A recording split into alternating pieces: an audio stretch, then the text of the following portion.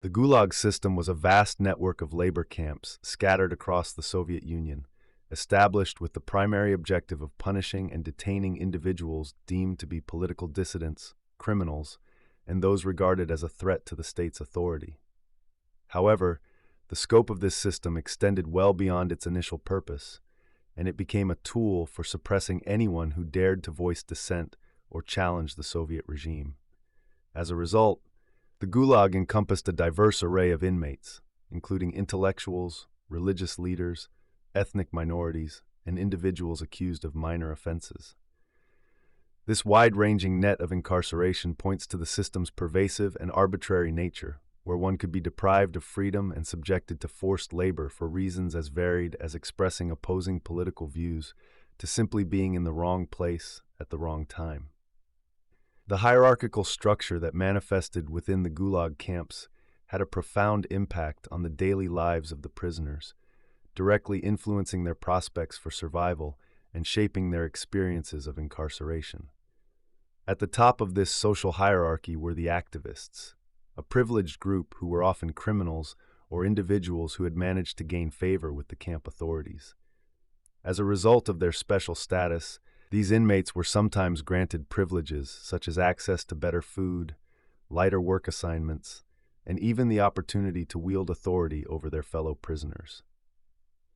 Beneath them were the suspected politicals, comprised of individuals who were perceived as posing a threat to the Soviet regime, including dissidents, intellectuals, and former government officials. Despite their marginalized status, this group often exhibited significant resilience and resourcefulness, forming clandestine networks and support systems to maintain a semblance of hope and solidarity amidst their dire circumstances. Further down the hierarchy were the ordinary criminals, a diverse cohort encompassing a spectrum of offenses, from theft and smuggling to violent crimes. Within the Gulag environment, these individuals sought opportunities to align themselves with the activists in order to secure minimal advantages and improve their chances of surviving the brutal conditions. The lowest rung of the social ladder was occupied by the enemies of the people, a category that included ethnic minorities, religious figures, and individuals deemed as posing a fundamental threat to the Soviet ideology and state.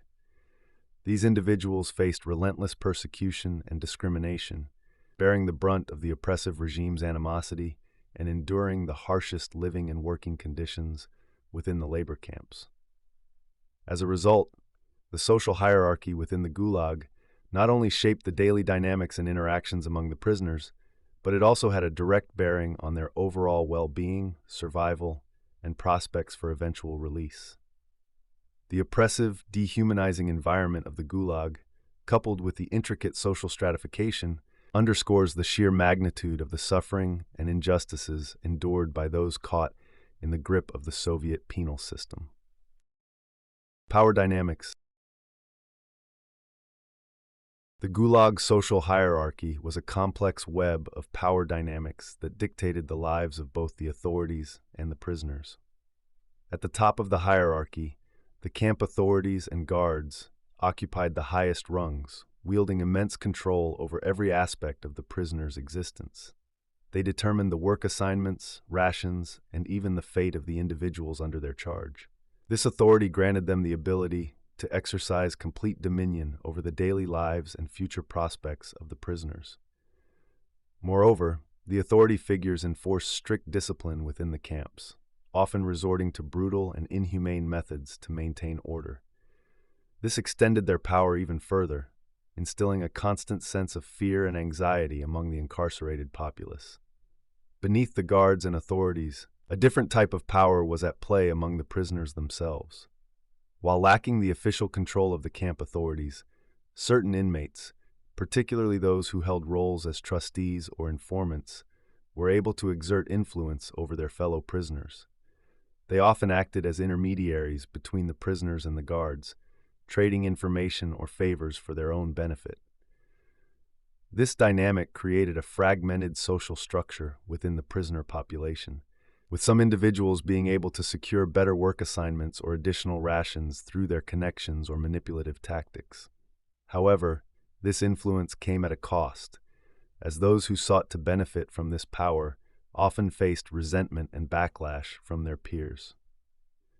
The pervasive power imbalance within the Gulag system created an environment where fear and submission were the prevailing emotions among the prisoners. They were acutely aware of their vulnerability and had little recourse to challenge or question the decisions made by those in positions of authority. The consequences of defiance were severe, often leading to harsh punishments or even additional years of imprisonment. Consequently, the power dynamics within the Gulag system not only shaped the daily lives of those involved, but also ingrained a culture of oppression and helplessness, perpetuating the cycle of control and subjugation. Prisoner categories.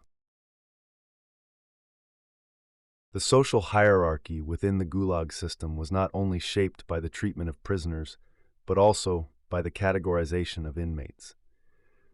Political prisoners, who were considered the most threatening to the state due to their opposition to the regime, were met with some of the harshest and most punitive measures.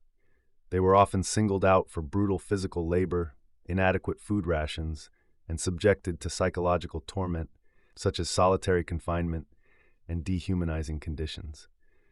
As a result, political prisoners stood at the lowest rung of the camp's social ladder, enduring the most extreme levels of mistreatment and suffering. On the other hand, criminal prisoners, while still enduring the hardships of Gulag life, sometimes had the opportunity to cultivate relationships with the authorities by serving as enforcers or informants, orchestrating a dynamic that could afford them certain privileges and improved status within the camp.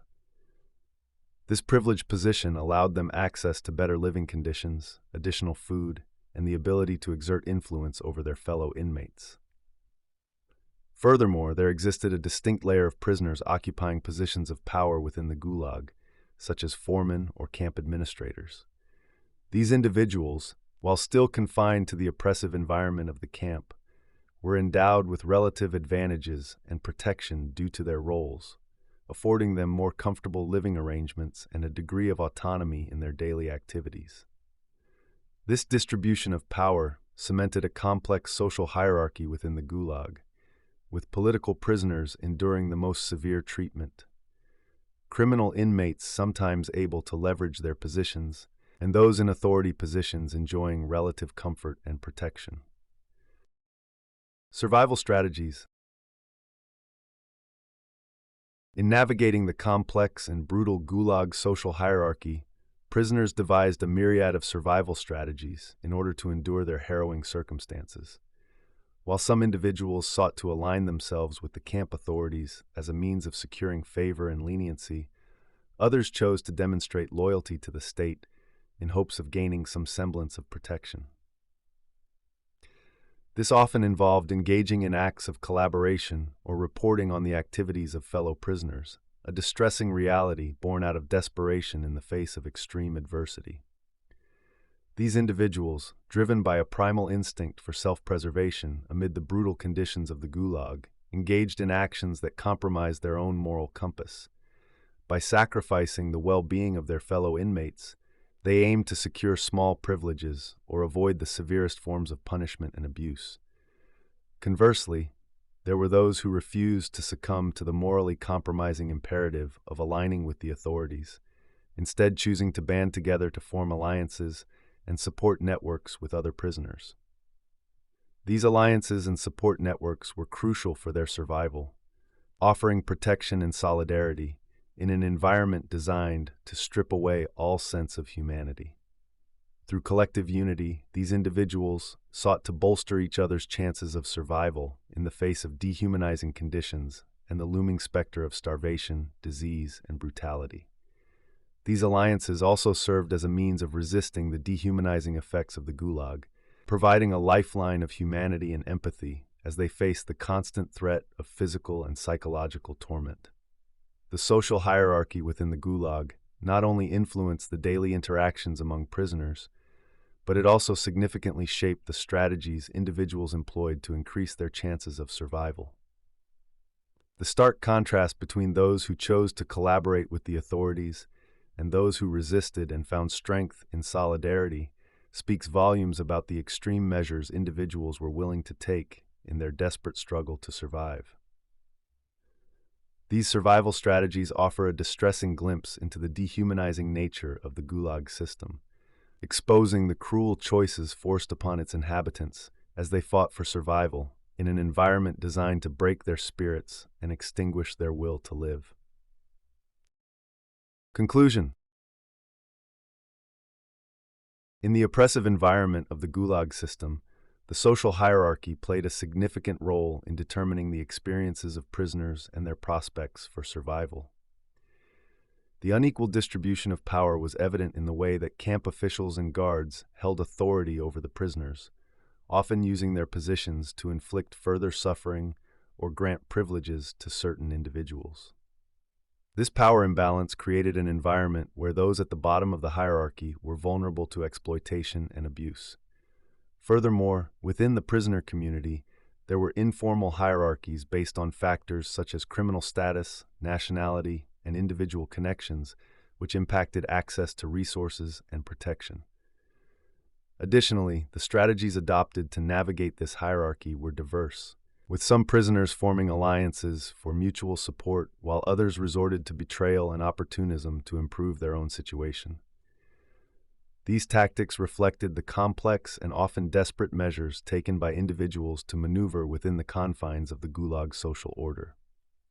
Understanding the nuances of the Gulag social hierarchy sheds light on the realities faced by those who were subjected to this system and offers insight into the resilience and resourcefulness of individuals in the face of oppressive conditions. It reveals the ways in which individuals sought to adapt and survive within a dehumanizing structure, where everyday life was marked by uncertainty, fear, and deprivation. Ultimately, the Gulag social hierarchy serves as a stark reminder of the depths of human suffering and the endurance of the human spirit in the most harrowing circumstances.